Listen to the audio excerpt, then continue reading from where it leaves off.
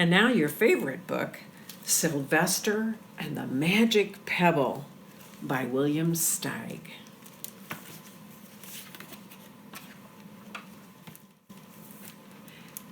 Sylvester Duncan lived with his mother and father at Acorn Road in Oatsdale. One of his hobbies was collecting pebbles of unusual shape and color. On a rainy Saturday during vacation, he found an extraordinary one.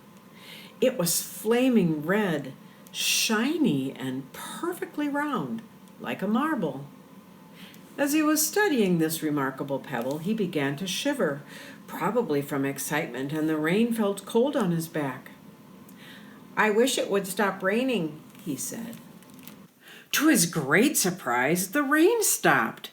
It didn't stop gradually as rains usually do. It ceased. The drops vanished on the way down. The clouds disappeared.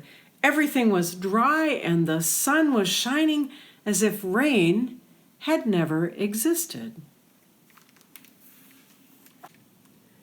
In all his young life, Sylvester had never had a wish gratified so quickly. It struck him that it must be magic at work, and he guessed that the magic must be the remarkable-looking red pebble, where indeed it was. To make the test, he put the pebble on the ground and said, "I wish it would rain again," and nothing happened.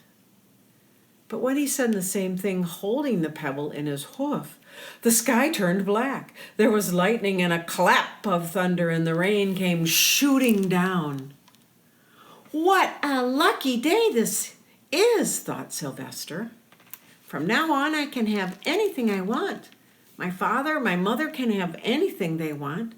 My relatives, my friends, and anybody at all can have everything anybody wants." Oh, he wished the sun back in the sky, and he wished a wart on his left hind fetlock would disappear, and it did. And he started home, eager to amaze his father and mother with his magic pebble. He could hardly wait to see their faces. Maybe they wouldn't even believe him at first. As he was crossing Strawberry Hill, thinking of some of the many, many things he could wish for, he was startled to see a mean, hungry-looking lion right at him from behind some tall grass. He was frightened. If he hadn't been so frightened, he could have made the lion disappear, or he could have even wished himself safe at home with his father and mother. He could have wished the lion would turn into a butterfly, or a daisy, or a gnat. He could have wished many things, but he panicked and couldn't think carefully. I wish I were a rock," he said, and he became a rock. The lion came bounding over, sniffed the rock 100 times, walked around and around it, and went away confused, perplexed, and puzzled, bewildered. "I saw that little donkey as clear as day. Maybe I'm going crazy," he muttered. And there was Sylvester, a rock on Strawberry Hill, with the magic pebble lying right beside him on the ground, and he was unable to pick it up. "Oh, how I wish I were myself again," he thought, but nothing happened. He had to be touching the pebble to make the magic work, but there was nothing he could do about it. His thoughts began to race like mad. He was scared and worried. Being helpless, he felt hopeless. He imagined all possibilities, and eventually he realized that his only chance of becoming himself again was for someone to find that red pebble and to wish that rock next to it would be a donkey. Someone would surely find the red pebble. It was so bright and shiny. But what on earth would make them wish that a rock were a donkey? The chance was 1 in a billion at best. Sylvester fell asleep. What else could he do? Night came with many stars. Meanwhile, back at home, Mr. and Mrs. Duncan paced the floor, frantic with worry. Sylvester had never come home later than dinner time. Where could he be? They stayed up all night wondering what had happened, expecting that Sylvester would surely turn up by morning. But he didn't, of course. Mrs. Duncan cried a lot, and Mr. Duncan did his best to soothe her, and both longed to have their dear son with them. "I will never scold Sylvester again as long as I live," said Mrs. Duncan, "no matter what he does." At dawn, they went about inquiring of all the neighbors. They talked to all the children, the puppies, the kittens, the colts, the piglets. No one had seen Sylvester since the day before yesterday. They went to the police. The police could not find their child. All the dogs in Oatsdale went searching for him. They sniffed behind every rock and tree and blade of grass, into every nook and gully of the neighborhood and beyond, but found not a scent of him.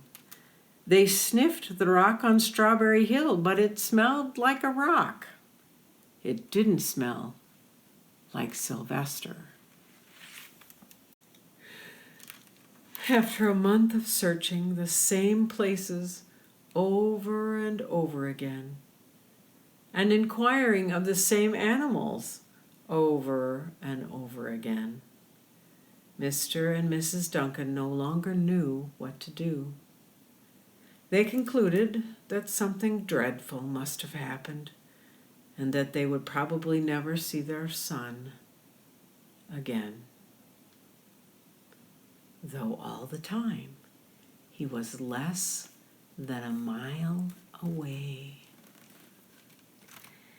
They tried their best to be happy, to go about their usual ways. But their usual ways included Sylvester, and they were always reminded of him. They were miserable.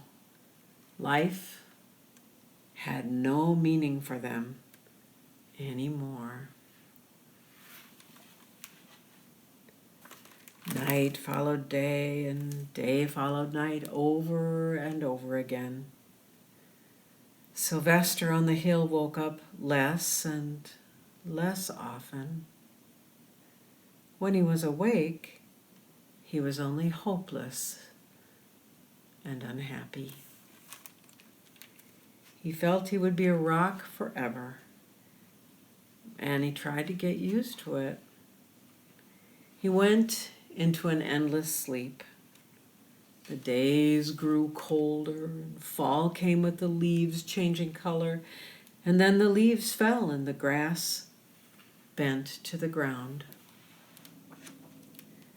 And then it was winter. The winds blew this way and that, and it snowed, and most of the animals stayed indoors, living on the food they had stored up. One day a wolf sat on the rock that was Sylvester and howled because he was hungry. And then the snows melted, and the earth warmed up in the spring sun, and things budded, and leaves were on the trees again, and flowers showed their young faces. One day in May, Mr. Duncan insisted that his wife go with him on a picnic. "Let's cheer up," he said. "Let's try to live again and be happy even though Sylvester, our angel, is no longer with us." They went to Strawberry Hill. Mrs. Duncan sat down on the rock. The warmth of his own mother sitting on him woke Sylvester up from his deep winter sleep. Oh, how he wanted to shout, "Mother, Father, it's me, Sylvester, I'm right here." But he couldn't talk. He had no voice. He was stone dumb. Mr. Duncan walked aimlessly about while Mrs. Duncan set out the picnic food on the rock.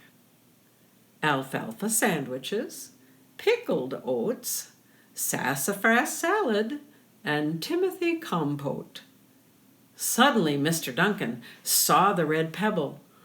"What a fantastic pebble!" he exclaimed.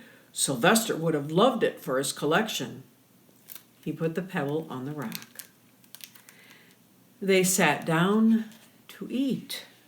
Sylvester was now as wide awake as a donkey that was a rock could possibly be. Mrs. Duncan felt some mysterious excitement. "You know, Father," she said suddenly, "I have the strangest feeling that our dear Sylvester is still alive and not far away." I am, Sylvester wanted to shout, but he couldn't. If only he had realized that the pebble was resting on his back was the magic pebble. "Oh, how I wish he were here with us on this lovely May Day," said Mrs. Duncan. Mr. Duncan looked sadly at the ground. "Don't you wish it too, Father?" she said. He looked at her as if to say, "How can you ask such a question?" Mr. and Mrs. Duncan looked at each other with great sorrow. I wish I were myself again. I wish I were my real self again," thought Sylvester. And in less than an instant, he was. You can imagine the scene that followed.